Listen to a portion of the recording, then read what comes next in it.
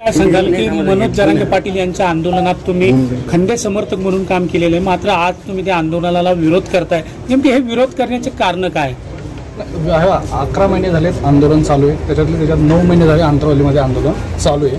आंदोलन जे अगोदर चालू होतं ते आरक्षणासाठी चालू होतं। आरक्षणाचा मुद्दा कुठेतरी बाजूला पडत तो राजकारणाकडे गेला, राजकारणाकडून तो आता कुठेतरी जातीयवादाकडे चालला आहे आणि गावागावातला जातीय सलोखा बिघडला। आमचंच गाव त्याच्यासाठी आम्ही पाहिलंय की ह्या लोकसभेला किती त्रास झाला आणि गावातले लोक आज एकमेकाशी बोलत नाहीये आणि आरक्षणाचा जो मुद्दा होता तो मागे पडत चाललाय। तर आम्हाला असं वाटतं कुठंतरी हे थांबायला पाहिजे, कुठंतरी गावातल्या लोकांचं समाजाचं जे हे भान त्यांचं हे भावना समजून घेतल्या पाहिजे की काय आहे आपला रेटा बरोबर आहे, आपली मागणी बरोबर आहे, पण त्याची कुठेतरी आपण पद्धत वगैरे बदलायला पाहिजे आणि आपल्या याच्यातून बाकीच्यांना त्रास होता कामा नाही, कारण आपल्याला समाजात राहायचं आणि समाजाचा सलोखा बिघडू देता नाही येऊ नये असं मला वाटतं प्रत्येकाने। काल जरांगे पाटील यांनी असाही आरोप केलेला आहे की तुम्हाला देवेंद्र फडणवीस आणि राज्यातल्या 4 मंत्र्यांनी काहीतरी आर्थिक पुरवठा केला आणि त्यानंतर तुम्ही त्यांच्या विरोधात जाऊ लागला। त्या बाबतीत मी काही बोलू शकत नाही, सध्या योग्य वेळ आल्यानंतर बोलू त्याच्यावर। आता आज तुम्ही निवेदन दिले, त्या निवेदनातून नेमक्या तुमची 2 निवेदन तुम्ही या ठिकाणी दिलेली, त्या 2 निवेदनातून तुमची नेमकी काय मागणी होती? नाही, पहिलं निवेदन असं होतं की गावातलं वातावरण बिघडलंय, जातीय सलोखा बिघडलाय, गावातल्या लोकांनी सुरुवातीला सर्व समाजाने त्याला पाठिंबा दिलाय। आजही रात्रंदिवस ते लोक सेवा करतात, पण कुठंतरी ह्या जातीयवादामुळे ते थोडेसे बाजूला गेलेत। तर हे लोकांमधली नाराजी वाढली, पण ते समोर येऊन स्पष्ट सगळ्यांशी बोलू शकत नाही आणि आम्ही ती हिंमत केली, बरोबरला बरोबर आणि चूकला चूक बोलून दाखवण्याची हिंमत केली की हे कुठेतरी थांबवा, कारण गावागावातलं वातावरण बिघडलंय।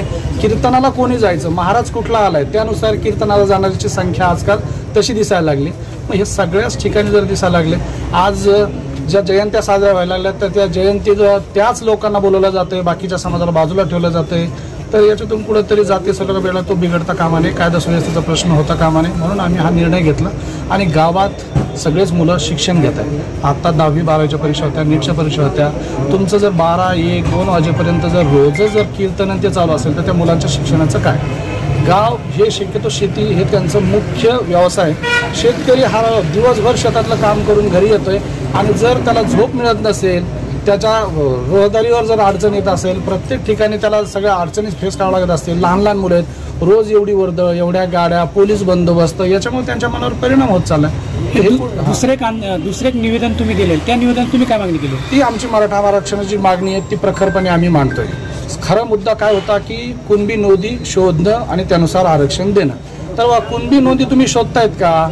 सरकारने तुमची ती मागणी मान्य केली आहे, तर ती मागणी मान्य केल्यानंतर तुम्ही कुणबी नोंदी शोधण्यासाठी काय प्रयत्न केले तुमच्या लेवलला? तुम्ही शासनाच्या मागे किती लागले? तुम्ही शिंदे समितीला नुसती मुदत मागता, त्याच्यामध्ये तुमच्या मराठवाड्यातले तज्ज्ञ लोक आहेत का? आरक्षणाचा मुद्दा कोणाचा होता? मराठवाड्यांचा आणि गरजवंताचा। गरजवंत कोण आहे? मराठवाडा आहे। मग मराठवाड्याचा तुम्ही पहिला विचार करायचा। सगळ्या पश्चिम महाराष्ट्रातल्या इतरातल्या समन्वयकांनी सांगितलं होतं की तुम्ही आधी घ्या, नंतर आमचा विचार करा।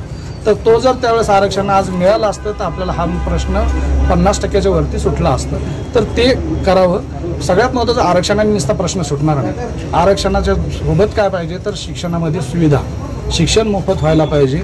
नंतर जे क्लासेस आहेत ते महागडे आहेत, त्या क्लासेसमध्ये मराठा मुलांना, सगळ्या समाजाच्या मुलांना 25% जागा आरक्षित करा, जसं तुम्ही खाजगी शाळांमध्ये करतायत त्यानुसार क्लासेसमध्ये पण करा। नंतर व्यवसाय करण्यासाठी जी अण्णासाहेब पाटील महामंडळाची जी योजना आहे तिथं 15 लाखाची कर्ज मिळत आहेत, तर त्याची मर्यादा वाढवा।